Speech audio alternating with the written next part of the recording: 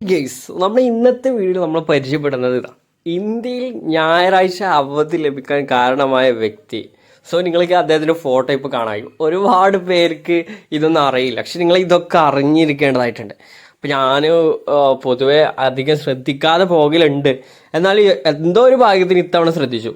So Narayanan Meghaji ലോകണ്ട ആഴ്ചയിൽ 7 ദിവസം അധ്വാനിക്കുന്ന മിൽ തൊഴിലാളികൾക്ക് ആഴ്ചയിൽ വിശ്രമ ദിനം വേണമെന്ന് വാദിച്ചെന്തായതാണ് ഒരു അവധി പ്രഖ്യാപിച്ചതാണ്. അപ്പം മേഘാജി കാരണമാണ് നമുക്ക് എന്താണ് അവധിയായത്. ആ ഒരു അവധി നിരന്തരമായ പ്രചരണത്തിന് ശേഷം 1890 ജൂൺ 10 ഞായറാഴ്ച ഇന്ത്യയിൽ പൊതു അവധി ദിനമായി. അതുകൊണ്ടാണ് ഇപ്പോൾ സ്കൂളുകൾ അല്ലെങ്കിൽ ഒരുപാട് ജോലികളൊന്നും ഞായറാഴ്ച ഉണ്ടാവാറില്ല. ഓക്കെ, വലിയ പ്രതിഷേധത്തിൻ്റെ പിന്തുണയോടെ ലേഖാജിയുടെ പ്രസ്ഥാനം മിൽ ഉടമകളുടെയും ബ്രിട്ടീഷ് സർക്കാരിനെയും ഞായറാഴ്ച ആഴ്ചതോറും അവധി ദിനമായി പ്രഖ്യാപിച്ചു.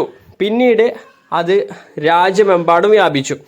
AD 321 റോമൻ ചക്രവർത്തിയായ കോൺസ്റ്റന്റിൻ്റെ ഞായറാഴ്ച വിശ്രമ ദിനമാക്കിയുള്ള ഈ ഒരു ഉത്തരവിൽ നിന്നാണ് പാരമ്പര്യത്തിൻ്റെ വേരുകൾ.